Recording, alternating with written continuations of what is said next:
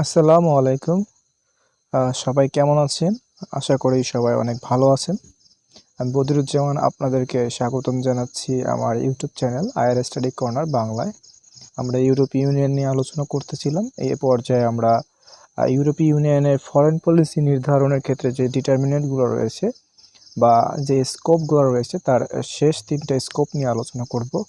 এর আগের ভিডিওতে আমরা প্রথম ৩টে স্কোপ নিয়ে আলোচনা করেছিলাম, অর্থাৎ এই ইউরোপীয় ইউনিয়নের ফরেন পলিসি নির্ধারণ করার ক্ষেত্রে এর যে ইনস্টিটিউশনাল যে দিকগুলো রয়েছে সেই দিকগুলো নিয়ে আলোচনা করেছিলাম। আজকে আমরা পরবর্তী যে ৩টা গুরুত্বপূর্ণ স্কোপ রয়েছে বা এরিয়া রয়েছে যেখানে ইউরোপকে সবসময় নজর দিতে হয় যখন সে তার ফরেন পলিসি নির্ধারণ করতে চায়, অর্থাৎ মানে তৈরি করতে চায়।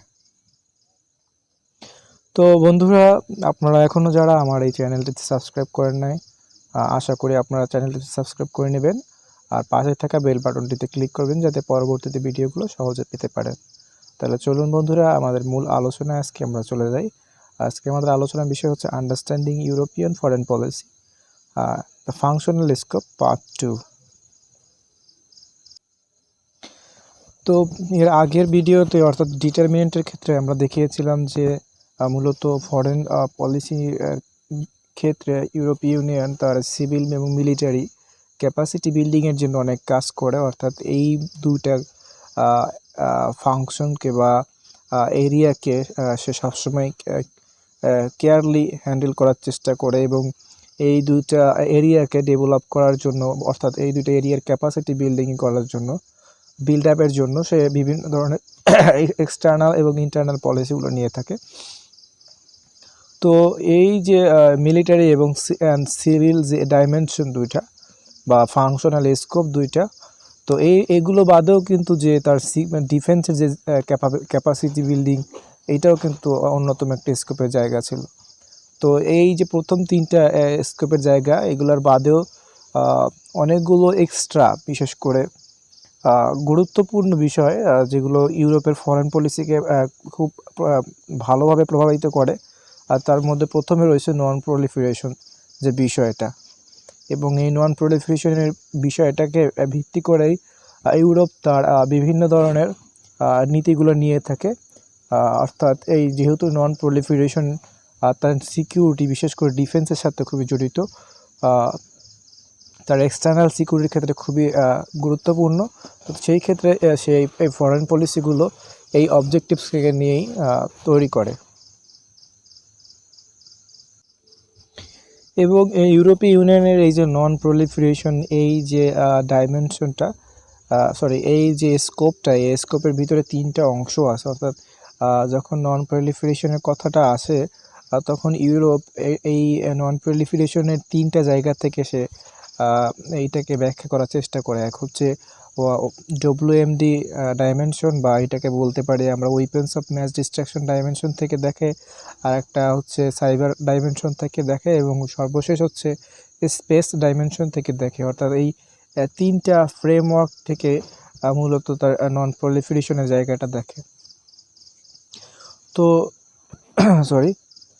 যদি আমরা WMD ডাইমেনশনের কথা বলি, এখানে নন প্রলিফারেশন দ্বারা আমরা মূলত বোঝাচ্ছি যে একটা ট্রিটি ছিল নন প্রলিফারেশন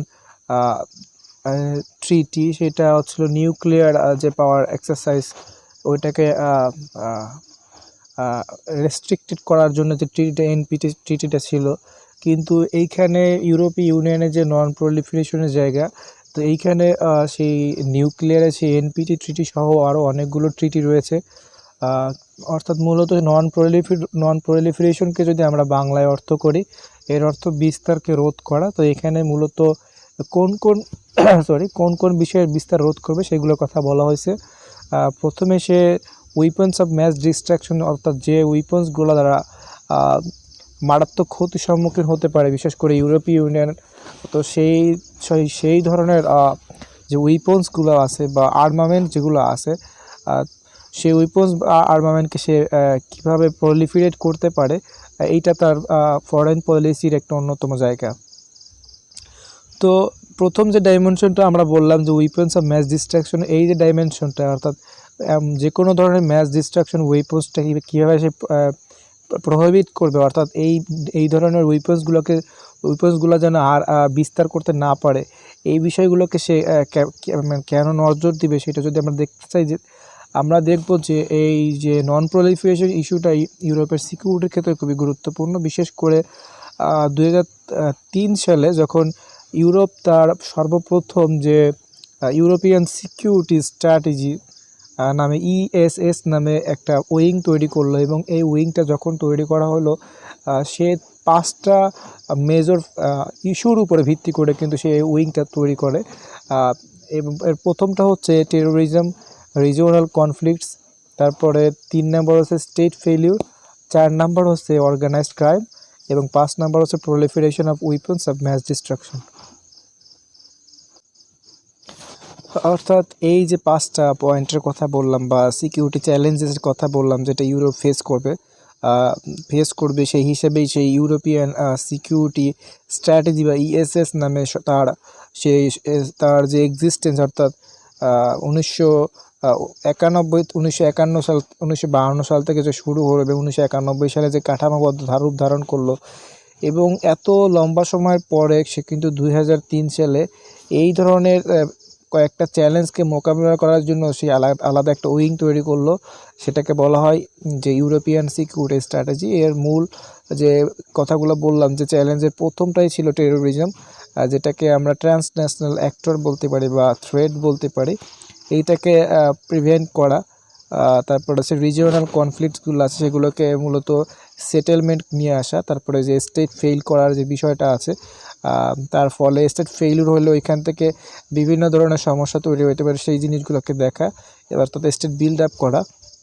তারপর অর্গানাইজড ক্রাইমটাকে সবসময় প্রিভেন্ট করা, যে অর্গানাইজড ক্রাইম যেন কখনো না থাকে, সেটা হতে পারে সিন্ডিকালিজম বা অন্য যে কোনো বিষয়। আর সর্বশেষ যে বিষয়টা অর্থাৎ 5 নাম্বার, সেটা হচ্ছে proliferation of weapons of mass destruction. অর্থাৎ এইটাকে নিয়ে আলোচনার বিষয় হচ্ছে যে উইপন্স অফ ম্যাস ডিস্ট্রাকশন, অর্থাৎ যে উইপন্সটা মূলত বিপর্যয় ঘটানোর জন্য সৃষ্টি করা হয়, মারাত্মক ধ্বংস তৈরি করার জন্য সৃষ্টি করা হয়, সেই ধরনের উইপন্সগুলোকে যেন বিস্তার করা না যায়। অর্থাৎ এই ধরনের উইপন্স যদি বিস্তার করা হয়, সেটা কিন্তু ইউরোপের এক্সিস্টেন্সের জন্য কিন্তু থ্রেট হবে। তো এই চ্যালেঞ্জটাকে মোকাবেলা করার জন্য কিন্তু সে তার ফরেন পলিসিতে এই যে non proliferation of weapons of mass destruction, এই প্রভিশনটা কিন্তু সে সবসময় রাখে। তারপরের যে বিষয়টা, আর ইউরোপীয় ইউনিয়ন এই যে উইপন্স অফ ম্যাস ডিস্ট্রাকশনের যে এই প্রলিফারেশন রোধ করার জন্য মূলত একটা কমিটি গঠন করে, এবং সেই কমিটিতে মূলত কিছু স্ট্র্যাটেজি বা কিছু পলিসি তারা গ্রহণ করে। তার মধ্যে 3টে গুরুত্বপূর্ণ পলিসি হচ্ছে যে তারা এই যে চুক্তিগুলো রয়েছে, বিশেষ করে উইপেন্স রিলেটেড যে চুক্তিগুলো, বিশেষ করে যেটাকে বললাম আমি যে নিউক্লিয়ার যে প্রলিফারেশন ট্রিটি, যেটা এনপিটি, এই ধরনের ট্রিটি বা কেমিক্যাল উইপেন্স ট্রিটি বা বায়োলজিক্যাল উইপেন্স ট্রিটি, এন্টি মাইন ট্রিটি, এই ধরনের যে ম্যাস ডিস্ট্রাকটিভ উইপেন্সকে প্রিভেন্ট করা বা লিমিটেশনে আন্ডারে নিয়ে আসার জন্য বা এর বিস্তারকে রোধ করার জন্য যে ইন্টারন্যাশনাল যে এক্সিস্টিং ট্রিটিগুলো রয়েছে, সেই ট্রিটিগুলোকে কিন্তু সবসময় ইউরোপীয় ইউনিয়ন বলেছে যে তাকে সেই ট্রিটিগুলোর প্রতি তার যে সমর্থন সেটা থাকবে, এবং বিশেষ করে এই ট্রিটিগুলোকে যেন প্রত্যেকটা মেম্বার স্টেট যারা ট্রিটিগুলোকে র্যাটিফাই করেছে, তারা যেন এই ট্রিটির যে প্রভিশনগুলো আছে, বিশেষ করে এই অস্ত্র রোধকে কমানোর ক্ষেত্রে, সেটা যেন করতে পারে। সেই ক্ষেত্রে সে বিভিন্ন ধরনের টেকনিক্যাল সাপোর্ট দিয়ে থাকে, পাশাপাশি যদি দরকার হয় সেখানে ফিনান্সিয়াল সাপোর্টটাও দিয়ে থাকে। কারণ যদি এগুলো না করা হয়, তবে কিন্তু দিন শেষে এখানে কিন্তু তার একটা থ্রেটের জায়গা তৈরি হয় তার সিকিউরিটির জন্য। তারপরে যেটা দ্বিতীয় যে স্ট্র্যাটেজিটি তারা নিয়েছে, সেটা হচ্ছে যে তারা আন্তর্জাতিক এবং রিজিওনাল যে একটা স্ট্যাবিলিটি, সেটা সবসময় প্রমোট করে। কারণ 2টা মহাযুদ্ধের একটা বড় যে অভিজ্ঞতা তাদের রয়েছে। এই 2টা মহাযুদ্ধ হয়েছিল মূলত যে এক্সিস্টিং যে সিস্টেম, সেই সিস্টেমের যে ইমব্যালেন্স অবস্থা তৈরি হয়েছিল, অর্থাৎ কোনো রাষ্ট্র পাওয়ারফুলি এত বেশি পাওয়ারফুল হয়ে গিয়েছিল যে অন্য রাষ্ট্র থেকে তাদের একটা ইমব্যালেন্স পজিশন সৃষ্টি হয়। তখনই কিন্তু সে ইনসিকিউরিটি জায়গাটা সিকিউর করার জন্য বা যে মোর পাওয়ারফুল সে তার পলিটিক্যাল ইন্টারেস্ট বেশি অর্জনের জন্য কিন্তু বিভিন্ন ধরনের যে একরোখা টাইপের বা বিভিন্ন ধরনের এক্সপ্যানশন পলিসিতে যায়। তো সেইখান থেকে কিন্তু এই দুটো মহাযুদ্ধ হয়েছে। তো তাদের সেইখান থেকে কিন্তু এই যে অভিজ্ঞতা, বিভিন্ন হিস্টোরিক্যাল অভিজ্ঞতা, সেখান থেকে তারা যে ইন্টারন্যাশনাল এবং রিজিওনাল যে একটা স্ট্যাবিলিটি দরকার পড়ে, বিশেষ করে এই স্ট্যাবিলিটিটা তাদের সিকিউরিটির জন্যই খুব কাজে দিবে সেটা সবসময় চাই। কারণ ইউরোপের বর্তমানে একটা বড় কনসার্নের জায়গা আছে মাইগ্রেশন, যেটা আমরা আলোচনা করব। তো এই মাইগ্রেশনটা বিশেষ করে আসছে কিন্তু মূলত মধ্যপ্রাচ্য এবং আপনার নর্থ আফ্রিকার এই অঞ্চল থেকে। তো এই অঞ্চলগুলোর যে অস্থিতিশীল অবস্থা, সেই অস্থিতিশীল অবস্থার এই অঞ্চলের মানুষদের কিন্তু মূলত ইউরোপ কন্টিনেন্টের প্রতি মাইগ্রেট হওয়ার জন্য বাধ্য করতেছে। তো এই মাইগ্রেট হওয়া বা এই মাইগ্রেশন হওয়া বা শুধু মাইগ্রেট হলে ওইখানে হয় না, বিভিন্ন ধরনের যারা আসছে তাদের বিভিন্ন ধরনের থ্রেট নিয়েও আসতে পারে। তো এই জিনিসগুলো কিন্তু ওভারঅল তার সিকিউরিটির জন্য খুবই যেটাকে বলা হয় কনসার্নের জায়গা। তো সেই জিনিসগুলোকে প্রোটেক্ট করার জন্য কিন্তু মূলত যে আন্তর্জাতিক এবং রিজিওনাল যে স্ট্যাবিলিটি, এটা সবসময় ইউরোপীয় ইউনিয়ন তার ফরেন পলিসিতে নিয়ে এসেছে। এবং যেটাকে বললো যে সকলের সমন্বয় নিয়ে ইন্টারন্যাশনাল কোঅপারেশনের মাধ্যমে সে আন্তর্জাতিকভাবে যে কোনো ধরনের উইপন্স অফ ম্যাস ডিস্ট্রাকশন যে উইপন্সগুলো রয়েছে সেগুলোকে যেন লিমিটেশনের আন্ডারে নিয়ে আসতে পারে। অর্থাৎ এই ট্রিটি এই ধরনের উইপন যেন আর ডেভেলপ করা না হয়, এই ধরনের প্রলিফারেশন না হয়, এই জিনিসটাকে যেন সে লিমিট করতে পারে বা একটা সিস্টেমের আন্ডারে নিয়ে আসতে পারে বা রেগুলেশনের আন্ডারে নিয়ে আসতে পারে। এই জন্য কিন্তু একটা আন্তর্জাতিক কোঅপারেশনের কাজ, একটা ফ্রেমওয়ার্কও কিন্তু ইউরোপীয় ইউনিয়ন সবসময় তৈরি করার চেষ্টা করে থাকে। প্রলিফারেশনের ক্ষেত্রে যে দ্বিতীয় ডাইমেনশনটা মূলত যার বিস্তারকে ইউরোপীয় ইউনিয়ন সবসময় তার সিকিউরিটির ক্ষেত্রে থ্রেট হিসেবে দেখে, তা হচ্ছে সাইবার ডাইমেনশন। কারণ তথ্য প্রযুক্তি বা প্রযুক্তিগত উৎকর্ষের সাথে সাথে কিন্তু বিভিন্ন ধরনের অর্গানাইজড ক্রাইম বা বিভিন্ন ধরনের অর্গানাইজড ক্রাইমের কথাই বলতে পারো, যেটা সাইবার কেন্দ্রিক হচ্ছে, সেটা কিন্তু বৃদ্ধি পাচ্ছে। এবং বিশেষ করে ইউরোপ এই কন্টিনেন্টে কিন্তু গত দুই এক দশকে কিন্তু সাইবার অ্যাটাক তার যে পরিমাণ সেটা কিন্তু অনেক বৃদ্ধি পেয়েছে। এই বিষয়টা নিয়ে কিন্তু ইউরোপীয় যে ইউনিয়নভুক্ত রাষ্ট্রগুলো, প্রায় সব রাষ্ট্রই কিন্তু একটা মানে একটা থ্রেটের ভিতরে আছে, একটা অনিশ্চয়তার ভিতরে আছে। অর্থাৎ এই ধরনের থ্রেটগুলো মূলত সাইবার থ্রেট। যে সাইবার যে এই থ্রেটটা বা অ্যাটাকগুলো, এটার প্রাথমিকভাবে কিন্তু শুরু হয়েছিল যে সাধারণ কোনো ব্যাংক থেকে টাকা চুরি করা বা টাকা ওইখান থেকে তুলে নেওয়া।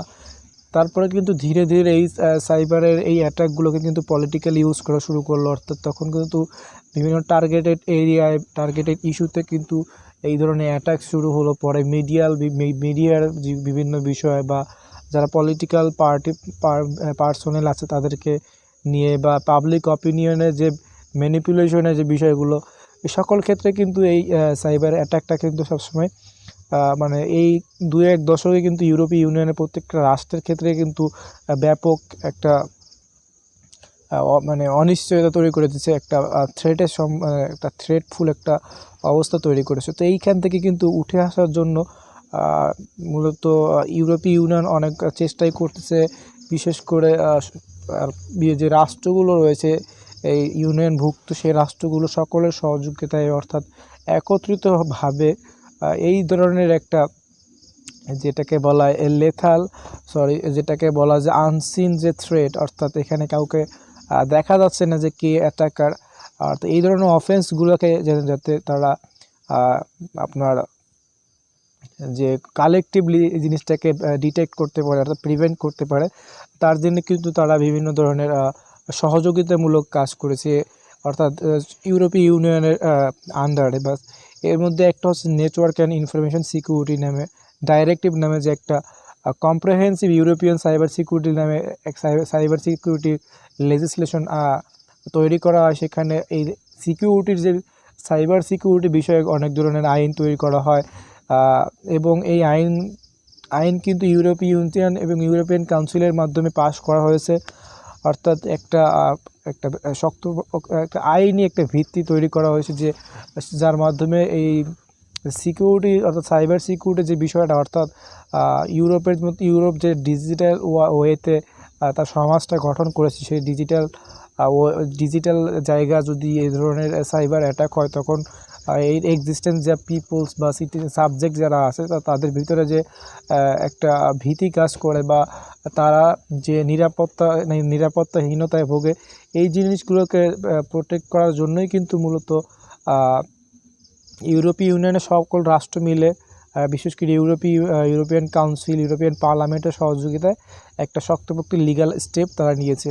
এবং এর ফলে কিন্তু তারা এই কাউন্টার সাইবার অ্যাটাকের দিকে তাদের যে ইন্টেলিজেন্স বডি আছে, বিভিন্ন বড় বড় বিশ্ববিদ্যালয় থেকে বিভিন্ন শিক্ষার্থী যারা এই টেকনোলজিক্যালি সাউন্ড, তাদের মাধ্যমে তারা কিন্তু এই কাজগুলো করতেছে।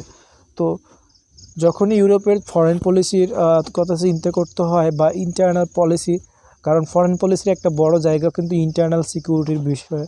তো যখন ইউরোপীয় ইউনিয়ন তার ফরেন পলিসি তৈরি করার চেষ্টা করে, তখন কিন্তু তার সাইবার অ্যাটাকের কথা মাথায় রাখতে হয়। এবং ফরেন পলিসির ক্ষেত্রে কিন্তু সে অন্য রাষ্ট্রের সাথে রিলেশনের ক্ষেত্রেও কিন্তু সে এই জিনিসটাকে এক্সপোজ করতে পারে যে তারা রাষ্ট্রগুলো সাইবার অ্যাটাকের যদিও থ্রেটের সম্মুখীন হয়েছে, সেগুলোকে কীভাবে তারা মানে যেটাকে বলা হয় তারা কীভাবে টেকনিক্যালি সেই জায়গায় হ্যান্ডেল করেছে, অর্থাৎ কতটা সাকসেসফুলি সেই জিনিসটাকে কভার আপ দিতে পেরেছে। কারণ বর্তমান সময় কিন্তু কোনো একটা রাষ্ট্রই, সেটা ইউরোপীয় ইউনিয়নভুক্ত হোক বা অন্য রাষ্ট্রগুলো হোক, সবাই টু সাম এক্সটেন্স কিন্তু এই সাইবার অনিরাপত্তায় ভুগছে। তো সেখানে থেকে সবাইকে নিরাপত্তায়নের ক্ষেত্রে কিন্তু ইউরোপীয় ইউনিয়ন একটা প্ল্যাটফর্ম সবাইকে দিতে পারে, তার অভিজ্ঞতাগুলো কিন্তু সবাইকে শেয়ার করতে পারে। তো এইভাবেও কিন্তু ফরেন পলিসি তার নির্ধারণের জায়গায় অর্থাৎ স্কোপের ক্ষেত্রে যে নন প্রলিফারেশনের জায়গা, সেই নন প্রলিফারেশন অর্থাৎ সাইবার অ্যাটাকের যে প্রলিফারেশন বা বিস্তার, সেটা রোধ করাও কিন্তু ইউরোপীয় ইউনিয়নের একটা বড় কাজের ভিতরে পড়ে।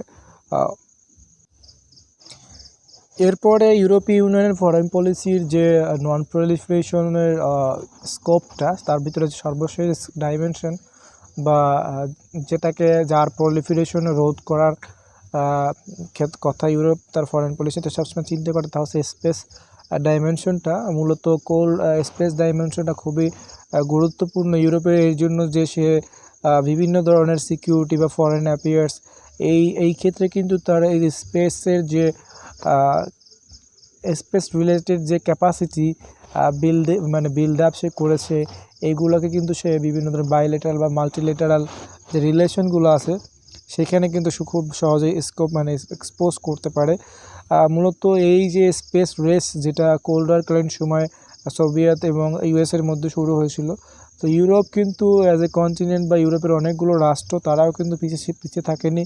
তারাও কিন্তু কিছু রাষ্ট্র, যেমন ব্রিটেন, ফ্রান্স, তারাও নিজেদের যে স্যাটেলাইট বা নিজেদের স্পেসশিপ, সেটাকে কিন্তু মহাকাশে পাঠানোর জন্য কিন্তু তারাও রেসে যুক্ত হয়েছিল। এবং সর্বশেষে যেহেতু তারা একটা ইউনিয়নভুক্ত একটা অঞ্চল নিয়ে গঠিত হয়েছিল, সকলের ওভারঅলই কমন একটা ইন্টারেস্টের জায়গা ছিল, তো সেই ক্ষেত্রে কিন্তু তারা এখানে যেহেতু একটা স্পেস মিশনে যাওয়ার ক্ষেত্রে খরচ বা টেকনিক্যাল সাপোর্ট এটা কিন্তু অনেক বেশি দরকার, আর অনেকের ব্যয়মূল্য অনেক বেশি। তো সেই ক্ষেত্রে তারা কিন্তু সমন্বয়ের ভিত্তিতে, বিশেষ করে ইউরোপের যে অন্যান্য রাষ্ট্রগুলো যারা এই আলাদা এই সেক্টরটাকে অর্থাৎ স্পেস রিলেটেড জায়গায় কাজ করতে চায়, তাদের নিয়ে কিন্তু সমন্বয়ের ভিত্তিতে তারা এই স্পেসের যে বিভিন্ন ধরনের লঞ্চ তখন থেকে কিন্তু শুরু করছে। বিশেষ করে যেখান থেকে রকেট উত্থাপিত, সেই লঞ্চ প্যাড তৈরি করা তারা কিন্তু শুরু করে। তো এই লঞ্চ প্যাডগুলোকে ডে বাই ডে আরও ডেভেলপ করা এবং অন্য রাষ্ট্রগুলোকে এই লঞ্চ প্যাডগুলো ব্যবহার করার মাধ্যমে তাদের স্যাটেলাইটগুলোকে মহাকাশে প্রেরণ, এর মাধ্যমে কিন্তু তাদের সম্পর্ক ওই রাষ্ট্রগুলোর সাথে কিন্তু অনেক ভালো পর্যায়ে তৈরি হয়। তো তার যে ফরেন পলিসির যে জায়গাটা সেইখানে কিন্তু তার সবসময় এইগুলো কিন্তু মাথায় রাখতে হয় যে সে তার যে এই স্পেসে যে জায়গাটা আছে, অর্থাৎ মহাকাশের যে জায়গাটা আছে, কারণ মহাকাশের এইটা শুধুমাত্র তার নিজের থ্রেটের জায়গায় না, নিজের থ্রেট থেকে বা নিজের সিকিউরিটির ক্ষেত্রেও না, সে যে ওয়ার্ল্ড ওয়াইড তার যে একটা গবেষণা বা তার যে একটা যেটাকে বলা যায় যে পর্যবেক্ষণ, অর্থাৎ যে রিজিওনাল বললাম যে রিজিওনাল স্ট্যাবিলিটির কথা, তো সমগ্র বিশ্বের যে উপরে তার যে দখল থাকবে সেইগুলোকে কিন্তু সে ইনশিওর করার জন্য তার যেই স্পেস ডাইমেনশনটা সেটাকে কিন্তু আরও ডেভেলপ করতে সে চায়। এবং চতুর্থ যে পঞ্চম যে স্কোপটা ফরেন পলিসির ক্ষেত্রে সেটা হচ্ছে মাইগ্রেশন। ইউরোপীয় ইউনিয়নের অর্থাৎ নন প্রলিফারেশনের এই স্কোপের পর, অর্থাৎ নন প্রলিফারেশনের এই জায়গাটা নিয়ে কিন্তু, যেখানে বললাম যে weapons of mass destruction, cyber বা স্পেস, এই তিনটে বড় বড় জায়গা নিয়ে কিন্তু ইউরোপীয় ইউনিয়ন যখন ফরেন পলিসি তৈরি করতে চায়, তার এই বড় বড় জায়গাগুলোকে কিন্তু সবসময় মাথায় রেখে তার কাজ করতে হয়। এই জায়গায় তার কাজ করার অনেক স্কোপ রয়েছে এবং এই স্কোপের জন্য সে তার ফরেন পলিসিগুলো এই এই রিলেটেড কিছুই করে। আর তারপরে যে বিষয়টা সেটা হচ্ছে মাইগ্রেশন অ্যান্ড হোম অ্যাফেয়ার্স।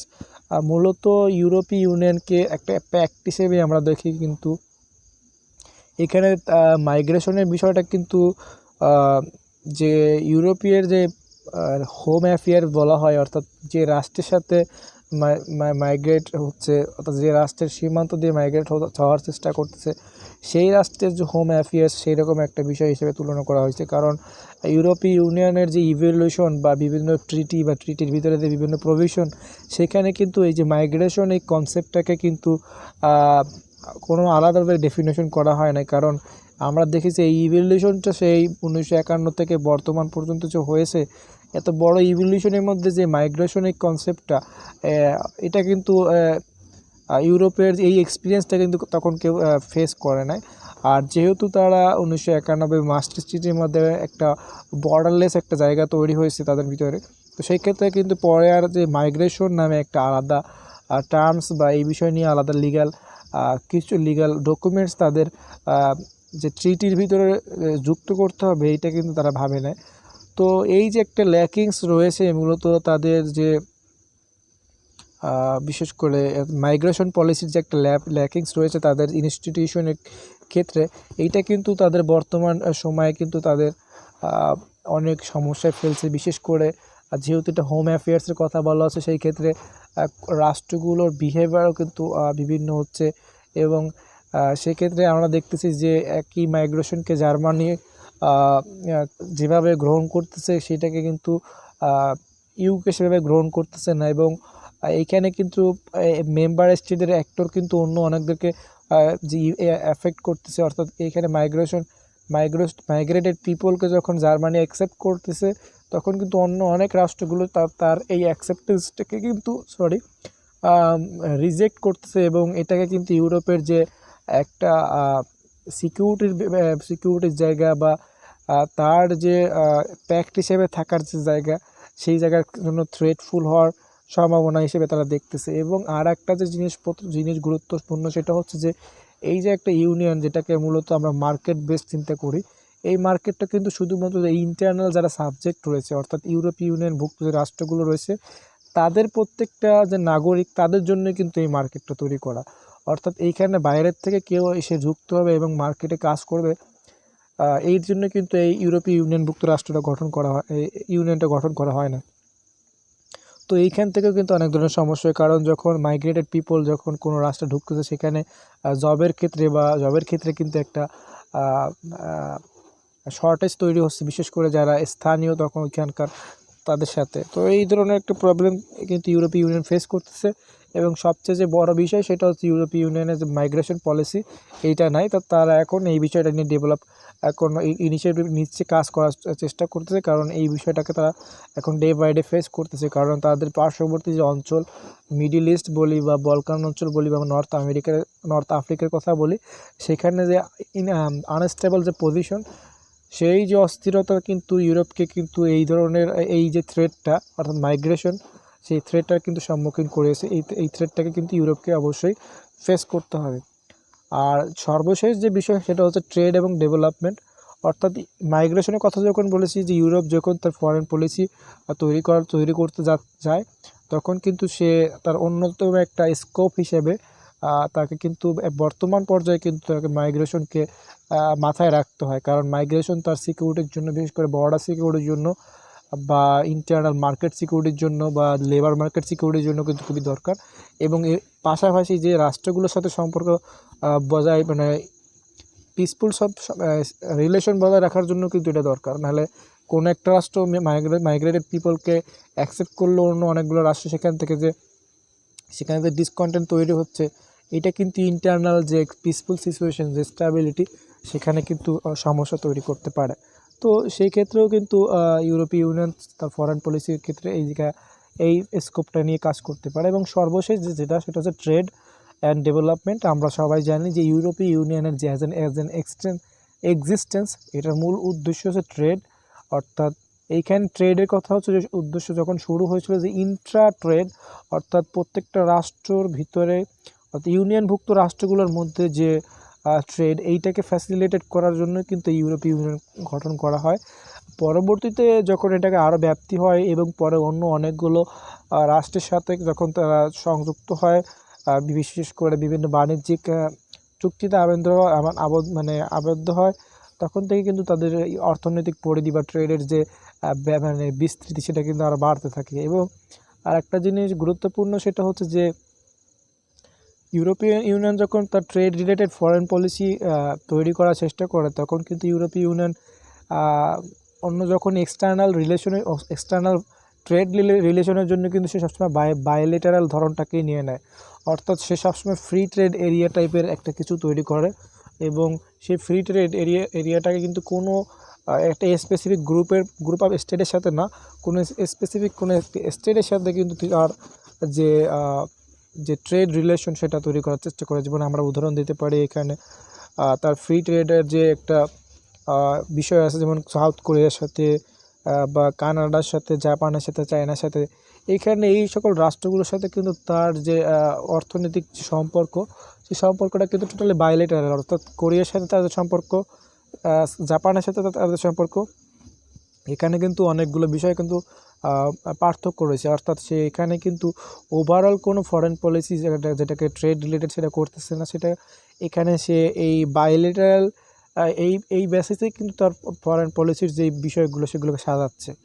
তো যখন ইউরোপীয় ইউনিয়ন তার ফরেন পলিসি তৈরি করতে চায়, তাকে কিন্তু সবসময় তার এই ট্রেডের জায়গাটা নিয়ে কাজ করতে হয়, কারণ তার এক্সিস্টেন্সের জন্য ট্রেডটা কিন্তু খুবই দরকার। অর্থাৎ সে যে পৃথিবীর বড় বড় এক্সপোর্টার মানে ইউনিয়ন, অর্থনীতির দিক থেকে সে ইউরোপ মহাদেশের সমান, আমেরিকার সমান। তো এরকম যে স্ট্যাটিস্টিক অর্থাৎ পরিসংখ্যান দেখানো যেতে পারে অনেক, যে তার বর্তমান অর্থনৈতিক জায়গা কোথায়, ট্রেড রিলেটেড জায়গাটা কোথায়। তো সেখানে কিন্তু তার যে এক্সিস্টেন্স, সেখানে ট্রেডটাকে অর্থাৎ বাণিজ্যকে কিন্তু সবার প্রথমে এবং সবচেয়ে গুরুত্ব দেওয়া যেতে পারে। তো বন্ধুরা, এইখানে কিন্তু ইউরোপীয় ইউনিয়ন তার ফরেন পলিসি নির্ধারণ করার ক্ষেত্রে এইসব জায়গায় নজর দিবে। তো আমরা 6টা জায়গায় কথা বললাম। প্রথমটা বলেছিলাম যে সিভিল ক্যাপাসিটি তৈরি করা, মিলিটারি ক্যাপাসিটি তৈরি করা, এবং তৃতীয় বিষয়টা বলেছিলাম যে ডিফেন্স ক্যাপাসিটি যে তৈরি করা।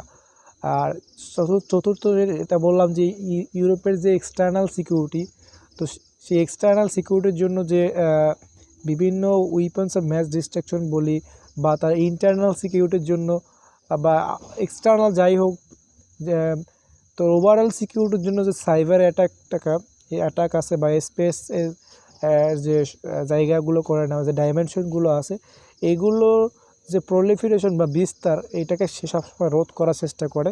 এবং এই রোধ করা কিভাবে যায়, সেই জায়গাটা নিয়ে সে সবসময় কাজ করে। এবং তার ফরেন পলিসির অন্য একটা মানে গুরুত্বপূর্ণ বিষয় হচ্ছে এইটা, যে তার নন প্রলিফারেশনের স্কোপটা নিয়ে কাজ করা। এবং পঞ্চম হচ্ছে যে মাইগ্রেশন। এটা খুবই নতুন বিষয়, অভিজ্ঞতা ইউরোপীয় ইউনিয়নের জন্য। তো ইউরোপীয় ইউনিয়ন তার ফরেন পলিসির এই স্কোপটা নিয়ে কাজ করতেছে, এবং তার এই বিষয়ে মানে যেহেতু কোনো নির্দিষ্ট পলিসি তার এক্সিস্টেন্স যে বডি সেখানে নেই, তো সে এই জিনিসটাকে ডেভেলপ করার চেষ্টা করতেছে। এবং সর্বশেষ তো তার ট্রেডের বিষয়টা বললাম যে ট্রেডের রিলেটেডই তার এক্সিস্টেন্স। সো সেই ট্রেডটা কীভাবে আরও বেশি ফ্যাসিলিটেট করা যায়, আর কোন কোন এরিয়ায় তার নজর দিতে হবে, সেগুলোও কিন্তু তার ফরেন পলিসি যখন তৈরি করতে যায় তখন তাকে সেই দিকেও দেখতে হয়। তো বন্ধুরা, এই ছিল আমার আজকে আলোচনা, বিষয়গুলো অনেক জটিল করে বললাম অবশ্যই। তো নিশ্চয়ই আপনারা বুঝতে পারছেন যে কোনো একটা রাষ্ট্রের, যদি আমরা বাংলাদেশের কথা বলি, বাংলাদেশ যখন তার ফরেন পলিসি ফর্মুলেট করতে যায় অনেকগুলো ডিটারমিনেন্টকে কিন্তু তাকে দেখে বা কোন কোন জায়গায় তার কাজ করার সুযোগ আছে এগুলো দেখে কিন্তু সে তার ফরেন পলিসি নির্ধারণ করতে পারে বা করতে হয় তাকে। ঠিক তেমনই ইউরোপীয় ইউনিয়নও যখন এই ধরনের ফরেন পলিসি নির্ধারণ করতে যায়, তাকেও কিন্তু এই ধরনের অনেক কিছু মেনটেন করে বা ওইদিকে নজর দেওয়ার মাধ্যমেই সেক্ষেত্রে কিন্তু তার ফরেন পলিসি নির্ধারণ করে। তো আজকে এই পর্যন্ত বন্ধুরা, ভিডিওটি ভালো লাগলে লাইক দিবেন, আর যদি কোনো প্রশ্ন থাকে কমেন্ট বক্সে লিখবেন। ভালো থাকবেন। আসসালামু আলাইকুম।